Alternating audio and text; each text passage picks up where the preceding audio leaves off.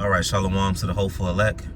First of all, I give all praises, honor, and glory unto Yahweh, Bahashem, Yahweh Shai, Bahashem, Rakakodash, and double honors to the apostles and the elders of Great Millstone who teach us his truth and rule well, and peace, love, and salutation and blessing unto the hopeful elect. Those who are sincerely hastening the day that the Heavenly Father, Yahweh, sends his son Yahweh Shai to deliver the elect of Israel while destroying our enemies. Now, I'm the brother Ramaki Mian from Great Millstone, Miami, and for the topic of this lesson, I wanted to go into how faith is required before the fix. Faith comes before the fix. It comes before the solution. It comes before the answer. Faith comes before the deliverance, and ultimately, the ultimate thing that we're doing right now is showing faith before the coming of our Lord Yahweh Shai. And he's coming to fix everything. He's coming to fix the heavens and the earth. He's coming to fix his people, beginning with his elect. He's come to make all things new. But in order for that to happen, first is faith. Because Yahweh Shai said, when I come, shall I find faith on earth? So it shows you that faith is a prerequisite. And now, here's the thing. That's the ultimate thing that we're waiting on.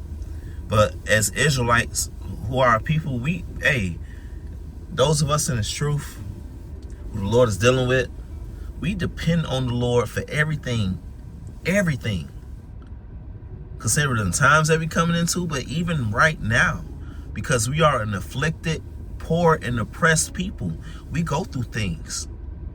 We be going through stuff. We be catching hell. And what the scriptures tell us as we go through these different things, that we got to have faith even now. And that's what builds up your faith for the time to come. You go through faith in different tribulations, and then the Lord deliver you out of them.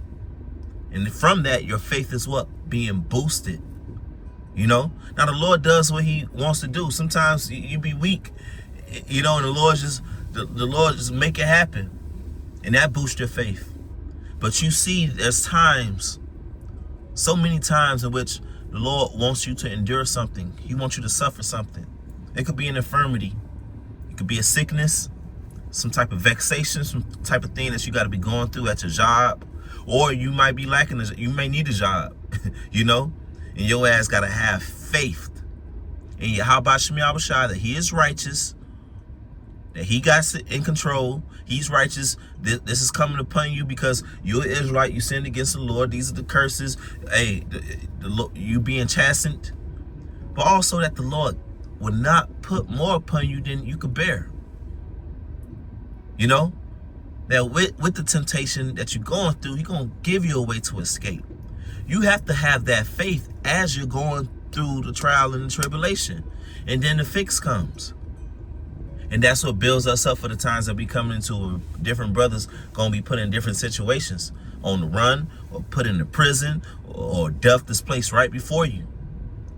You're going to have faith and keep the faith and watch how the Lord deliver you.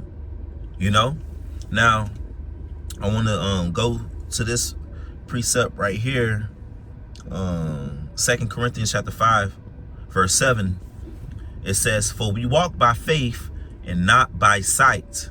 Right? We ain't these people out here in the world who, make haste at every little thing and just go according to the flesh. We can't do that. That'll get you destroyed anyways. That's against the Lord. Because the Lord tells you to not lean to your own understanding, but to trust in him in everything. You're supposed to trust in the Lord. You're not supposed to be going off your own mind and your flesh, but your own mind, your own fleshly mind, it be hella wrong all the freaking time. You lean upon these words. You lean upon the fear of Yahweh Shai and trusting in him. And the Lord wants to see you do it. He wants to see you walk by faith and not by what your eyes see. The Lord is bigger than anything that your eyes see. He created everything that your eyes see. Every creation, every scenario, the Lord is the creator of it. He wants to see if you know that, if you feel that. Now we got our forefathers to look to, and they did. Abraham.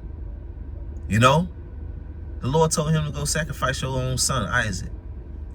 Abraham had faith in the words that the Lord had told him that Isaac was the son of the promise. So if the Lord told him to sacrifice him, then the Lord will raise him up from the dead. Abraham showed that faith, even though he felt a way about it. You know, come on, this is a man going to kill his son. You know, Abraham probably felt horrible, but he showed faith. And guess what? The deliverance came. The solution came. The Lord said, don't kill Isaac. Here, I got a ram for you right here. And the Lord confirmed even more and more the blessings and the promises that are upon us to this day. Look at Job. The Lord put Job through that. Basically, it was a test of faith. You know? Job went through something. And you know what Job had faith in? He said, because sometimes you got to have faith in that the Lord going to give unto you good and evil, right? Because that's what Job said. Shall I not receive good and evil from the Lord? Shoot. Don't be go off in his flesh. Don't be understanding the scriptures. Ain't the Lord a judge, right? Shoot. Ain't our righteousness is filthy rags? So that's another thing to have faith in as well. That's how Shadrach, Meshach, and Abednego, that's how they felt. They said, hey, if it be of the Lord's will, we be delivered. Because they understood that they sinned against the Lord.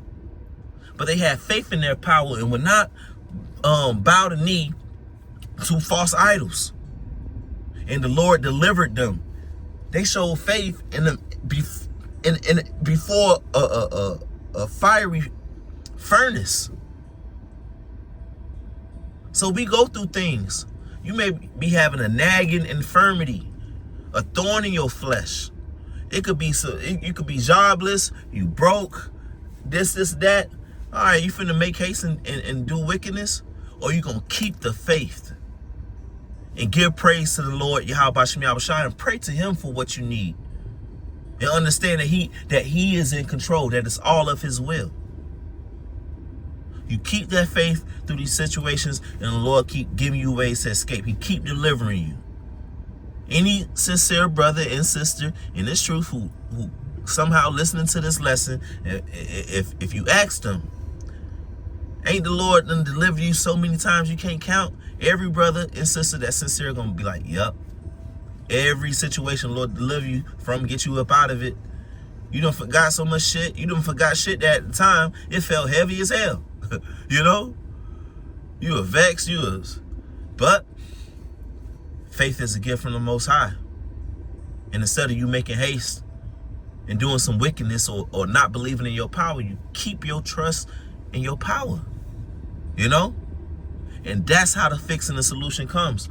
Book of James, chapter 1, verse 5, it says, if any of you lack wisdom, no, I'm gonna start at verse 2. It says, my brethren, count it all joy when you fall into diverse temptations, knowing this, that the trying of your faith worketh patience. But let patience have her perfect work, that you may be perfect and entire, wanting nothing. And that's a part of what we got going on, right? We read in the scriptures, the Lord is making us, perfect and entire, wanting nothing through the Spirit, building us up. We have to go through these different processes and different things,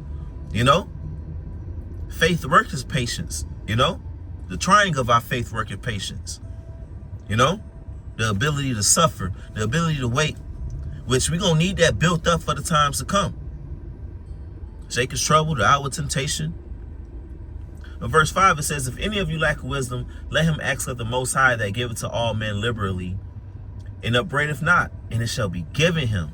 So if you lacking wisdom, if you need this, if it's a situation that you need, and it's spiritual, is vital for your walk in this faith, you need wisdom, you need more temperance, you need forgiveness, you need these demons cast from your mind, you need this or that, you pray to the Lord, bring it to him. He upbraideth not. Verse 6, but let him ask in faith, nothing wavering, for he that wavereth is like a wave of the sea, driven with the wind and tossed.